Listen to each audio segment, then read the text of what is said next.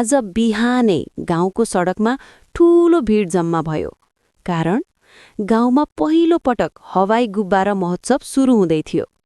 गाउँभरिका मान्छे, शहरबाट आएका पाहुना सबै उस्तै उत्साहित थिए।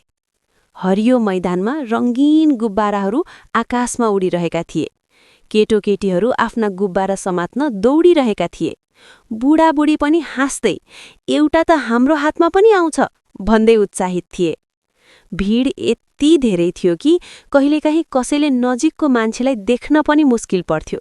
गुब्बारा व्यापारीहरू आफ्ना स्टलमा मानिसहरूलाई गुब्बारा बेच्न व्यस्त थिए।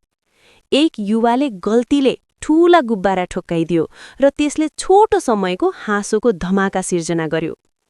महोत्सवको अन्त्यतिर सबैले सँगै एउटा विशाल गुब्बारा उडाए र आकाशमा रङ्गी-चङ्गी रेखाहरू बने।